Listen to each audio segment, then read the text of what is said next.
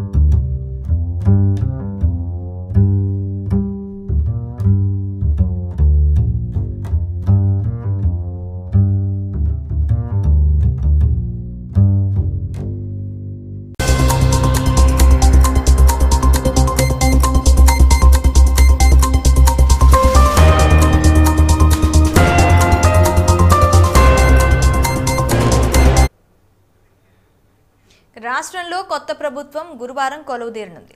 సీఎంగా రేవంత్ రెడ్డి ఎల్బీ స్టేడియంలో ప్రమాణ స్వీకారం చేయనున్నారు. అయితే ముందుగా ఉదయం 10:20 ప్రమాణ స్వీకారం జరుగుతుందని ప్రకటించినప్పటికీ ఆ తర్వాత టైంలో మార్పులు చేశారు. రేపు మధ్యాహ్నం 1:04 రేవంత్ ప్రమాణ స్వీకారం చేయనున్నారు. సోనియా గాంధీ, రాహుల్ గాంధీ, ప్రియాంక గాంధీ, మల్లికార్జున్ ఖర్గే, కేసీ వేణుగోపాల్ వంటి వారు హాజరవుతున్నారు.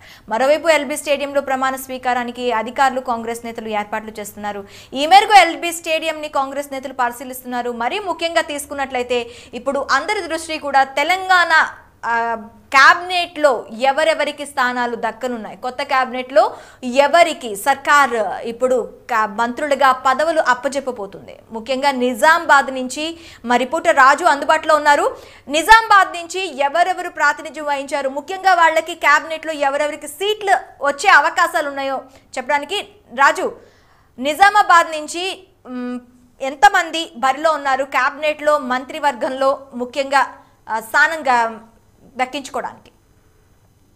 ఎస్ మాధురి, ఉమ్మడి నిజామాబాద్ జిల్లాలో ఈసారి 2023 అసెంబ్లీ ఎన్నికలు చరిత్ర సృష్టించాయి. ఎట్టకేలకు అధికార పార్టీ హవా కొనసాగినప్పటికీ పూర్తి స్థాయిలో ఉమ్మడి నిజామాబాద్ జిల్లాలో ఉన్నటువంటి 9 అసెంబ్లీ నియోజకవర్గాల్లో 4 సీట్లు కైవసం చేసినటువంటి అస్సాం పార్టీ పూర్తి స్థాయిలో హవా కొనసాగిందని చెప్పొచ్చు. ఉమ్మడి నిజామాబాద్ జిల్లాకు సంబంధించి ఇటు నిజామాబాద్ రూరల్ కు సంబంధించి రేకుల భూపతి రెడ్డితో పాటు బోధన్ నియోజకవర్గంలో ఉన్నటువంటి సుదర్శన్ రెడ్డి, అదేవిధంగా కామారెడ్డి జిల్లాకు సంబంధించి ఎల్లారెడ్డి నియోజకవర్గం నుంచి మదన్ మోహన్, అదేవిధంగా జుక్కల్ కాన్ఫరెన్స్ నుంచి తోట లక్ష్మీకాంతరావు పూర్తి స్థాయిలో గెలుపొందడం జరిగింది. 4 సీట్లు అస్సాం పార్టీ తన ఖాతాలో వేసినటువంటి పరిస్థితి ఉంది. అయితే ఉమ్మడి నిజామాబాద్ జిల్లాకు సంబంధించి ఈసారి మంత్రివర్గంలో చోటు దక్కేందుకైతే ఇద్దరు పేర్లు ప్రధానంగా వినిపిస్తున్నాయి. ఇటు ఉమ్మడి నిజామాబాద్ జిల్లాకు సంబంధించి బోధన్లో అంటే మాజీ మంత్రిగా ఉన్నటువంటి ఇరిగేషన్ మంత్రిగా కొనసాగినటువంటి ప్రొద్దుటూరు సుదర్శన్ రెడ్డి ఈసారి అనూహ్య పరిణామాల వద్ద భారీ మెజారిటీని తన సొంతం చేసుకొని ఎమ్మెల్యేగా గెలుపొందారు. భారీ నీటిపారుదల శాఖ మంత్రిగా కొనసాగిన ఆయనకు ఈసారి ఖచ్చితంగా అంటే వ్యవసాయ శాఖనా లేదంటే మళ్ళీ తిరిగి కాంగ్రెస్ పార్టీ తరఫున బెర్త్ కన్ఫర్మ్ అయినటువంటి కాబోతున్నటువంటి నేపథ్యంలో వ్యవసాయ శాఖతో పాటు లేదంటే ఇరిగేషన్ శాఖ మంత్రిగా కొనసాగిస్తారనేది సందిగ్ధం నెలకొంది. అయితే మంత్రిగా కొనసాగినటువంటి అనుభవం ఉన్నటువంటి ప్రొద్దుటూరు సుదర్శన్ రెడ్డికి ఈసారి ఖచ్చితంగా మంత్రివర్గంలో చోటు దక్కుతుందని అక్కడ అంచనా గణాంకం ఒక లెక్కలు వేసుకుంది. ఈ నేపథ్యంలో పూర్తి స్థాయిలో ఈ పుకార్లు అయితే షికార్లు చేసినటువంటి పరిస్థితి ఉంది. మరోవైపు నిజామాబాద్ అర్బన్ నుంచి పోటీలోకి దిగినటువంటి ఏదైతే ఈ మాజీ మంత్రి షబ్బీర్ అలీ ఉన్నారో ఆయన నిజామాబాద్ అర్బన్ నుంచి పూర్తి స్థాయిలో స్వల్ప మెజారిటీతో బీజేపీ పార్టీ ధన్పాల్ సూర్యనారాయణ గుప్తా చేతిలో ఓటమి పాలైనటువంటి పరిస్థితి అయితే ఉంది.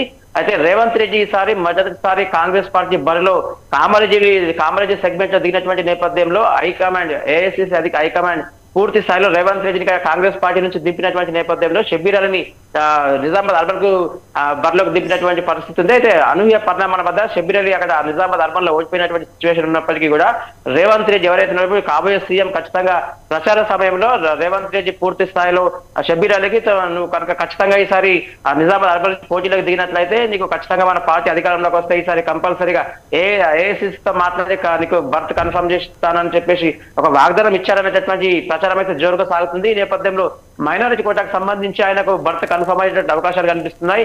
ఎందుకంటే ఉమ్మడి నిజామాబాద్ జిల్లాకు సంబంధించి గెలిచిన నలుగురిలో పూర్తి స్థాయిలో మైనారిటీ వింగ్ సంబంధించి ఒక్క నేత షబ్బీర్ అలీ ఉన్నారు. అయితే మాజీ మంత్రిగా కొనసాగినటువంటి ఆయనకు మంత్రి హోదాలో ఉన్నటువంటి ఆయనకు పూర్తి స్థాయిలో తగినంత పట్టు కూడా ఉంది. ఈ నేపథ్యంలో ఆయనకు మంత్రి పదవి కన్ఫర్మ్ అయ్యేటటువంటి అవకాశాలు కనిపిస్తున్నాయి. ఒకవేళ కాంగ్రెస్ పార్టీ పూర్తి స్థాయిలో ఏఐసిసి ఆదేశానుసారం ఇటు రేవంత్ రెడ్డి సమక్షంలో పూర్తి స్థాయిలో రేవంత్ రెడ్డి టీంలో కనుక మంత్రి పదవి కనుక వచ్చినట్లయితే షబ్బీర్ అలీకి ఖచ్చితంగా ఈసారి మైనారిటీ శాఖ మంత్రిగా ఆయనకు బాధ్యతలు అప్పగించే అవకాశం లేకపోలేదు. మరోవైపు నిజామాబాద్ జిల్లాకు సంబంధించి కావచ్చు, అయితే ఉమ్మడి నిజామాబాద్ జిల్లాలో ఉన్నటువంటి ఏదైతే ప్రధానంగా అత్యంత భారీ మెజారిటీ సొంతం చేసుకుని గెలుపొందినటువంటి ఏదైతే ఈ మదన్ మోహన్ ఉన్నారో ఎల్లారెడ్డి నియోజకవర్గం నుంచి ఆయన మొదటిసారి మదన్ మోహన్ బరిలోకి దిగారు. 23,000 పైచలకు ఓట్ల మెజారిటీ ఆయన గెలుపొందారు. గతంలో 2019 పార్లమెంట్ ఎన్నికల్లో జైరాబాద్ పార్లమెంట్ స్థానంలో ఆయన బరిలోకి దిగినప్పటికీ కూడా పూర్తి స్థాయిలో అప్పుడు ఉన్నటువంటి సిట్టింగ్ ఎంపీ బీవీ పాటిల్ చేతిలో స్వల్ప ఓట్లతో ఓడిపోయినటువంటి పరిస్థితి మనం చూసాము.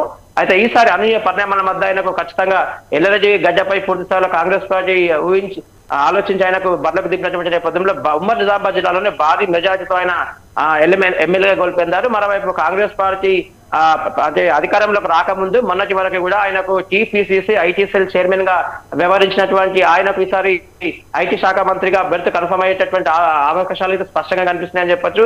ఇటు కామారెడ్డి జిల్లాకు సంబంధించి ప్రధానంగా ఎల్లారెడ్డి నియోజకవర్గంతో పాటు కామారెడ్డి ఎంటైర్ ఉమ్మడి నిజామాబాద్ జిల్లా వ్యాప్తంగా కూడా ఈ పార్టీ శ్రేణులు మాత్రం ఈ విధంగా పూర్తిసారి ఆలోచింపజేస్తున్నాయని చెప్పొచ్చు. ప్రధానంగా ఇటు ఐటీ సెల్ చైర్మన్ గా వ్యవహరించినటువంటి ఆయనకు ఐటీ శాఖ విషయంలో పట్టుంది. మళ్ళీ ఇంకోటి ఆయనకు వృత్తిపరంగా ఆర్థికమైన వ్యాపార పరంగా కూడా ఆయనకు కొన్ని కంపెనీస్ కూడా ఉన్నాయి. సాఫ్ట్వేర్ కంపెనీలకు సంబంధించి ఆయన ఎండిగా కూడా వ్యవహరిస్తున్నట్టు మనకు సమాచారం ఉంది. ఈ నేపథ్యంలో టీపీసీసీ ఐటీ చైర్మన్ గా కొనసాగినటువంటి మదన్ మోహన్ కి ఈసారి ఖచ్చితంగా మంత్రివర్గంలో చోటు దక్కడంతో పాటు ప్రధానంగా రేవంత్ రెడ్డి కంపల్సరీ తన టీంలో చేర్చుకొని ఐటీ శాఖ మంత్రిగా ఆయనకు బాధ్యతలు అప్పగించే అవకాశం అయితే స్పష్టంగా కనిపిస్తుంది. మరోవైపు ఉమ్మడి నిజామాబాద్ జిల్లాకు సంబంధించి మరో ఇద్దరు రేగులపల్లి భూపతి రెడ్డి గతంలో ఎమ్మెల్సీగా కొనసాగారు. ప్రస్తుతమైన నిజామాబాద్ రూరల్ నుంచి గెలుపొంది ఎమ్మెల్యేగా ఉండే అవకాశాలు అయితే ఉన్నాయి. జుక్కల్ నియోజకవర్గం సంబంధించి అయితే తోట లక్ష్మీకాంతరావు మొదటిసారి ఆయన కాంగ్రెస్ పార్టీ బరిలోకి దింపింది. అయితే పూర్తి స్థాయిలో మెజార్టీ సొంతం చేసుకుని అధికార పార్టీ ఎమ్మెల్యేని ఓడించి మరి ఆయన ఈసారి తన సత్తా చాటుకుని జుక్కల్ గడ్డపై ఎమ్మెల్యేగా గెలుపొందినటువంటి సిచ్యువేషన్ లో ఆయన కూడా ఎమ్మెల్యే కొనసాగే అవకాశం ఉంది. ఉమ్మడి నిజామాబాద్ జిల్లాకు సంబంధించి ప్రధానంగా ఇటు షబ్బీర్ అలీతో పాటు మరోవైపు ఇటు మదన్ మోహన్ అదేవిధంగా బోధన్ కు సంబంధించి ప్రొద్దుటూరు సుదర్శన్ ఈ ముగ్గురిట్లో ఎవరికి ఎంత మేర ఏ శాఖలో అప్పగించాల్సి ఉందనేటటువంటి విషయాన్ని మాత్రం ఇటు రేవంత్ రెడ్డి చూసుకునేటువంటి అవకాశాలు కనిపిస్తున్నాయి. Madhuri. Right, thank you Raju.